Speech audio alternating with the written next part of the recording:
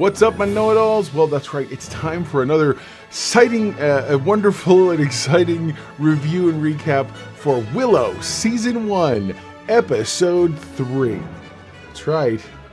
The Battle of the Slaughtered Lamb.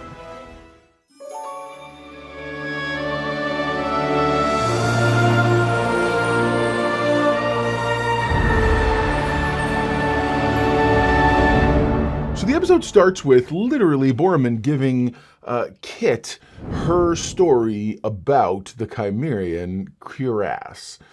And about midway through the story, as it's about to get good, we cut to the quote-unquote present, and Kit is like, hey, Kit, I see now why they call you Borman. And I was like, wow.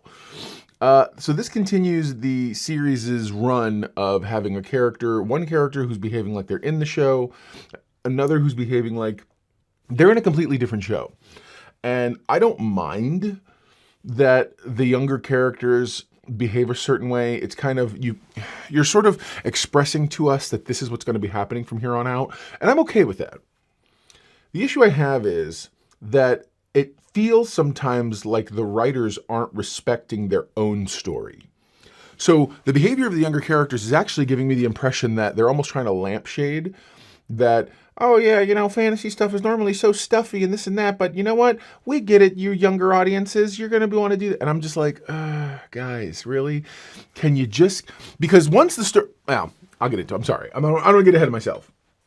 So that's when Willow immediately notices Elora's missing. Everyone starts searching. And when they start looking around for her, that's when they discover that she's gone. The dude prince comes out and he says they're there. So everyone gets up and goes running after her, searching for her. While they're searching, Kit sees the tree. The Tuatha Thrakmora Hoatha tree. Yeah, that one. Yeah. She sees it. And she's like, well, what do you know about that? So then you get this really interesting moment where the two characters, Jade and Kit, have to have the kind of a conversation. And it looks as if there's going to be a fight, and ultimately there is no fight.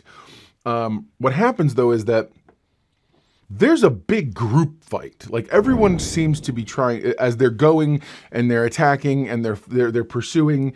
And what you get is Willow finds himself very much afraid of sort of what's happening. He's afraid to use his magic to its fullest, because apparently he's going to need it later. And so I at one point, Silas has his knives out, and he's like trying to protect Willow. Willow's like, what are you doing? Go shiv someone. I think it's, there's a difference between shiving and shanking. Yeah. Anyway, so then they're... As they escape, the bad guys get away. The good guys pursue, and while they're pursuing them, they come to this large cliff area, and you see these dark, black, roiling clouds that are just consuming the whole sky. And you hear a voice, and the voice is like, speaking in, they call it necrotic, and of course, our boy the prince, who is always the guy in a pinch with a language, starts translating, and yes, for certain, it is the spookiest stuff you ever heard in your life. And so they're definitely not unclear as to what is coming. Specifically, Willow explains that if they're not careful, the guards who came to get Elora are going to give her over to the crone. The crone is going to banish Elora to another dimension. And they're like, why don't they just kill her? And he says, because if they kill her, her spirit will endure and she will be reborn. As a result, however, if you banish her, then you can trap her away. It's the same thing Bavmorda was trying to do in the original movie when Willow came across her and when Willow stole Elora Danan out of the large sacrificial bowl thing. She was about to try to banish Elora to another dimension. So that's where we are right now. So then Elora while they're riding, because they're going on the way, Elora manages to wake up over the back of Ballantyne's horse. Her hands are tied. She slips her hand between the blades of his knife that's sticking out of his down his belt and cuts herself free, falls off the horse and books.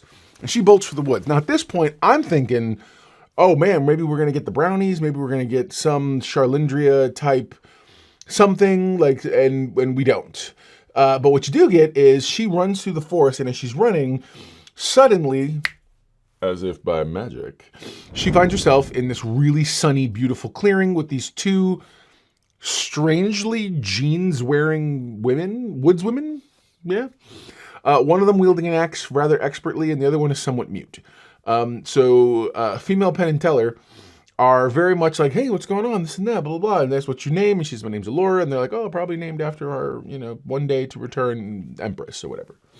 And so they say, look, sit down, let's talk. Okay, so clearly she's telling them the entire story. So then we cut forward to outside the forest, and the group is arguing about which way they have to go, and they try to explain everything. And of course, everyone keeps trying to give Willow, they keep trying to poke at him about, like, why don't you do magic? You're the great sorcerer. Why aren't you helping? This and that. Because they're having all kinds of issues with this entire, just traveling, they're having issues. Not to mention the fact that it's this deluge of evil rain. I say evil rain because it's all attached to the dark clouds. So, evil rain. All I see is like a little cloud with a little like, sorry, ADD brain. So then this thing happens. It hasn't happened in a long time. Willow feels pain. He has a vision. And with the vision comes pain. He's in pain. And so he's trying his best to fight through that and sort of give them a vision of what's going to happen.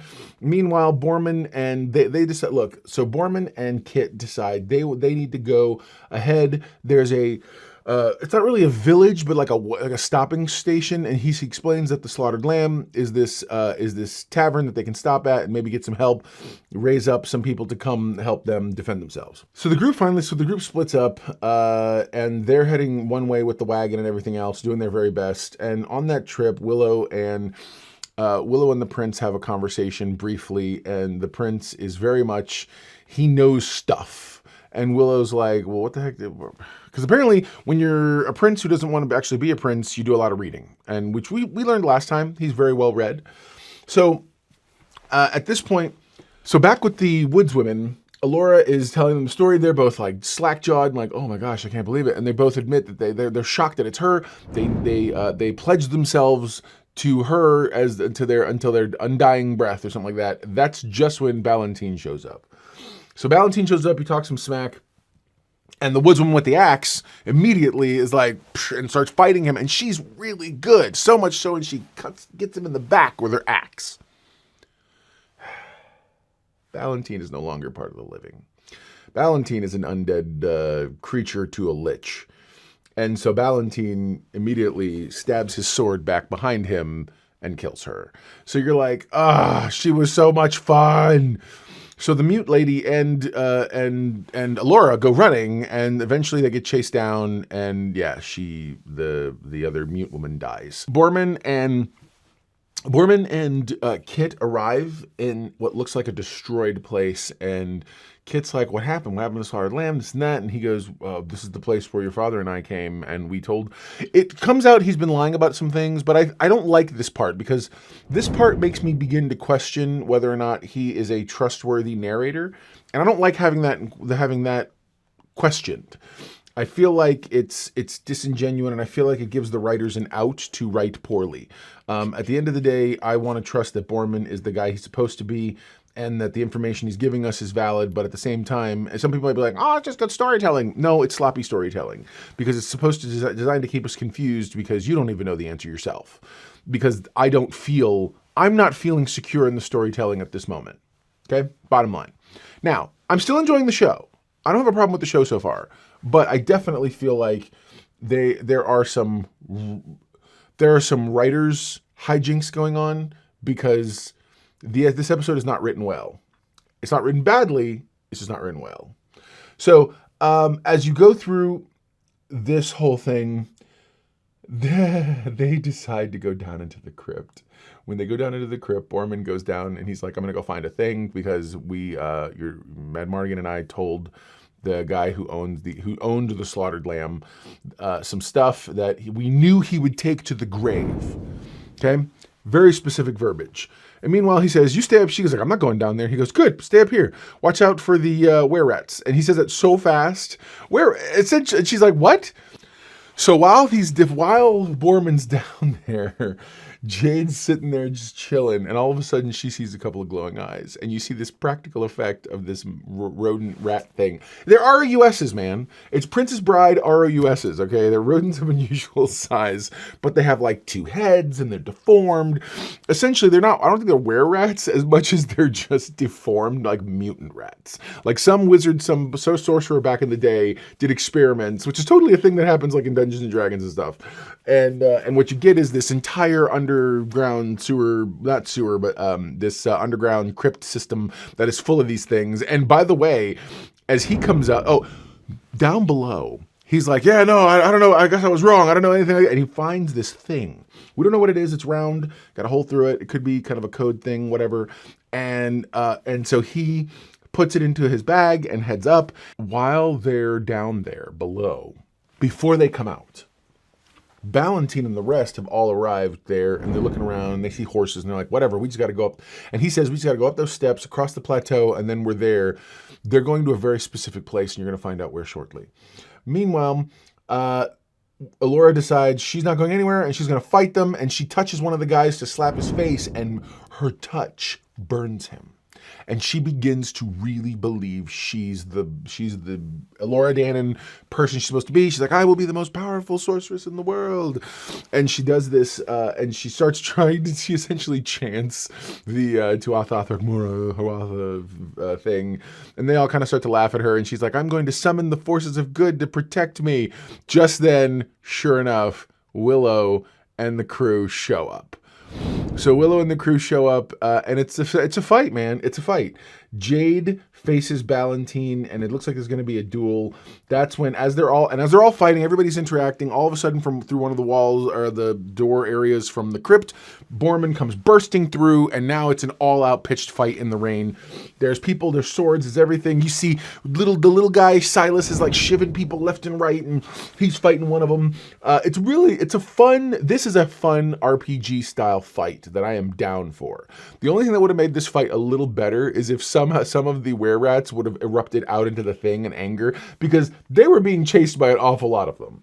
And anybody who's ever role-played knows your DM, as you're trying to escape, he'll roll for you to get away and then ultimately end up with you getting stuck because the enemy's like, nope, we're going to keep chasing them. And sure enough, they'll come following you wherever you're going. So you end up in the town, you bring the town with you. It all goes bad and it goes to hell really quickly. So meanwhile, Silas gets tossed aside. And Willow, this is all it takes, finally. And says he's had enough. And he shouts a spell word and slams his staff into the ground. And it erupts in this massive explosion outward of energy that begins to dispel the demonic power that is taking over the guard, Valentine and the guards. Valentine falls, and Willow is injured. If you remember in the original movie, when Willow tried to do magic first in order to turn Fin Raziel back from being an animal into a human, he felt pain. Performing magic hurts him sometimes when it's a little bit stronger than perhaps he should be using, or if he tries it a little harsher than he should. And that's exactly what happens. So he essentially fights her off and tries his best to keep, as everything kind of like shoves out and whatnot, and that's when,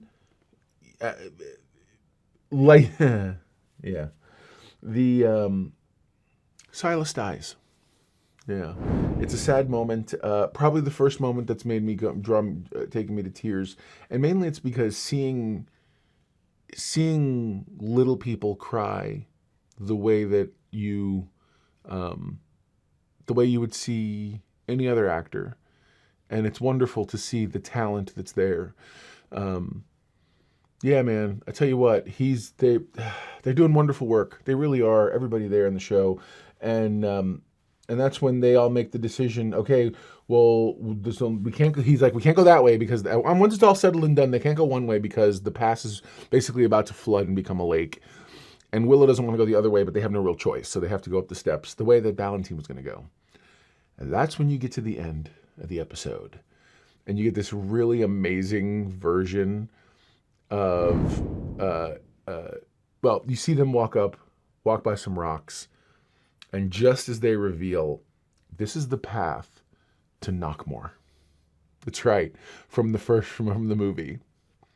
And then you get this really great rendition of Enter the Sandman. And I'm like, okay, all right, I'm here for it. I don't mind. It handled me appropriately. I'm down. So that's, yeah, that's pretty awesome. I am very thrilled with the direction this whole thing has taken. There's some problems. There's some faults, obviously. I think there's some missteps. Overall, I enjoyed the episode. I am going to give it a slightly less score than last time. But there you go. Now you know, and if knowing is half the battle, you're halfway to being a know-it-all yourself. So what is the know-it-all index for me? I'm going to give it slightly less than I did last time. I'm going to give it a 7. And the reason I'm giving it a 7 is because some of the story and plot issues are starting to really kind of show themselves. But the acting is engaging. The story they're giving us is interesting, if a bit lazy in places. And ultimately, I'm still here for the Willow show we're getting. I've heard some people who have judged the show and said, oh, well, you know, I don't know. It seems like, you know, it doesn't remember what it is, or it's supposed to be Willow, but it's not. It's more like the CW teens and Willow. I don't know that I see it 100% that way. I definitely think that the younger characters behaving outside of the genre feels off. But all the other older actors maintaining and holding that line, I feel like is the right move. But it hasn't grown on me yet. We'll see. I'm kind of hoping it doesn't grow on me because I don't know that I like my fantasy shows to be that much more modern-y. I feel like if I wanted modern drama of the modern world, then you would get that. But there was nothing even remotely like this in the original movie. So this feels, while some people might see it as an updating, it feels lazy. I feel like if you want to show me you're a talented actor in genre, you be genre. That's just me. So again, your mileage may vary. I hope everybody's loving the show 100%. I am still enjoying it, and we're still going to stay here for it. So, all right, comment below. Let me know what you thought. Never forget, everyone loves a know.